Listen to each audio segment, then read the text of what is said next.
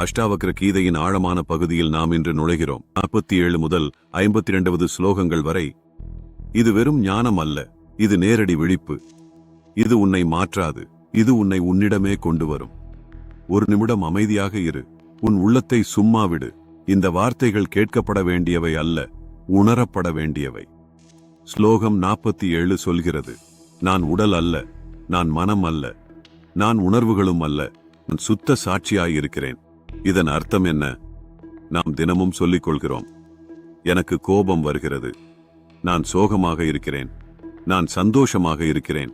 ஆனால் கவனித்தாயா, அந்த எனக்கு என்று சொல்வது யார்? கோபம் வருகிறது, ஆனால் அதை கவனிக்கும் ஒன்று உன்னுள் இருக்கிறது. சோகம் வருகிறது, ஆனாலும் அதை அறியும் ஒன்று இருக்கிறது. அதுதான் நீ. நீ அனுபவம் அல்ல, நீ அனுபவிக்கிறவன் கூட அல்ல, நீ அந்த அனுபவங்களை அமைதியாக கவனிக்கும் சாட்சி. ஒரு சின்ன உதாரணம் பார்ப்போம். நீ ஒரு சினிமா பார்க்கிறாய், கதையில முழுக்க மூழ்கி அழுகிறாய், சிரிக்கிறாய். ஆனால் உனக்கு தெரியும், அது ஒரு படம்தான். அதே மாதிரி வாழ்க்கை நடக்கிறது. நடப்பதை நீ உண்மையாக எடுத்துக்கொண்டால் நீ துன்பப்படுவாய். அதை ஒரு நிகழ்வு என்று பார்த்தால் நீ சுதந்திரமாய் இருப்பாய். இதுதான் ஸ்லோகம் 47 நமக்கு சொல்ல வருவது. இப்போது ஸ்லோகம் 48. எல்லாவற்றிலும் நான் தான், என்னை தவிர வேறு எதுவும் இல்லை. இதை கேட்கும்போது மனசு உடனே குழம்பும். எப்படியெல்லாம் நான் ஆக முடியும் என்று கேட்கும். ஆனால் இதை புரிந்துகொள், நீ கனவு காணும்போது அந்த கனவில் வரும் எல்லா மனிதர்களும், இடங்களும், நிகழ்வுகளும் யாரால் உருவாக்கப்பட்டவை? உன்னால் தான். அந்த கனவில் நீ ஒரே நேரத்தில் பலராக இருக்கிறாய். அதே போல இந்த உலகிலும் அந்த பரம சாட்சி ஒரே நேரத்தில் அனைத்தாக விளங்குகிறது. நீ தனி மனிதன் இல்லை, நீ இந்த முழு இருப்பின் ஒரு அங்கம் அல்ல, நீதான் முழு இருப்பு. இந்த உணர்வு வந்தவுடன் பிரிவு மறைந்துவிடும், பயம் மறைந்துவிடும். ஏனெனில் வேறு எதுவும் இல்லை என்றால் பயப்பட யாரும் இல்லை. ஸ்லோகம் 49. எதையும் பிடிக்க வேண்டிய அவசியமில்லை, எதையும் தள்ள வேண்டிய அவசியமில்லை. நாம் வாழ்க்கையில் என்ன செய்கிறோம்? நல்லதை பிடிக்க முயற்சிக்கிறோம், கெட்டதை தள்ள முயற்சிக்கிறோம். ஆனால் இந்த முயற்சிதான் நம்மை சோர்வடையச் செய்கிறது. அஷ்டாவக்ரர் சொல்கிறார், நீ சும்மா இரு, எதுவும் பிடிக்க வேண்டாம், எதையும் எதிர்க்க வேண்டாம். எப்படி கடலில் அலைகள் எழுந்து மறைகின்றனவோ அதே மாதிரி எண்ணங்களும் உணர்வுகளும் வந்து போகட்டும். நீ அலை இல்லை, நீ கடல். ஒரு பிராக்டிக்கல் வாழ்க்கை எடுத்துக்காட்டு. உனக்கு யாராவது கெட்ட வார்த்தை சொன்னால் உடனே ரியாக்ட் ஆகிறாய், அதை பிடித்து வைத்துக் கொள்கிறாய். ஆனால் அதை சும்மா ஒரு சத்தம் என்று பார்த்தால் அது வந்து போய்விடும். அதை பிடித்ததால் தான் அது வலி தருகிறது. இதுதான் ஸ்லோகம் 49 உயிர். ஸ்லோகம் 50. அறிவு என்பது புதியதல்ல, அது எப்போதுமே இருந்தது. நாம் எல்லாம் தேடுகிறோம்.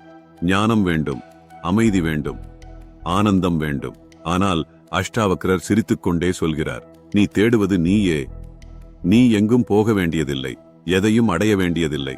ஒரு தூசு கண்ணாடியில் படிந்தால் அது பிரதிபலிக்காது, அதை துடைத்தால் அது மீண்டும் பிரகாசிக்கும். அதே போல மனதில் இருக்கும் ஆசைகள், பயங்கள், அடையாளங்கள் இவையெல்லாம் நீங்கினால் உன் உண்மையான இயல்பு தானாக வெளிப்படும். அதைதான் ஞானம் என்று சொல்கிறோம். ஸ்லோகம் 51. எந்த செயலும் என்னை பாதிக்காது, நான் சுத்த சாட்சியே. நாம் தினமும் செய்கிறோம். வேலை, உறவு, பொறுப்பு, அதிலேயே நம்மை இழக்கிறோம்.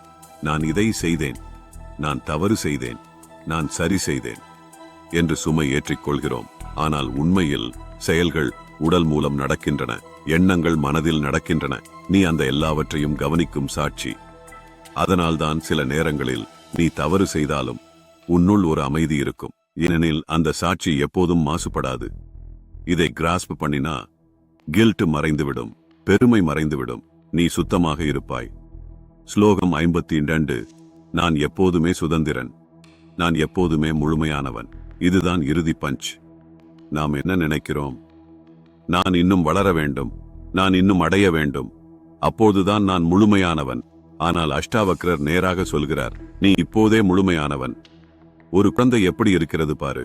அது எதையும் ப்ரூவ் செய்ய முயற்சிக்காது, அது இருப்பதிலேயே முழுமை. அதே நிலைதான் உன்னுடைய இயல்பு.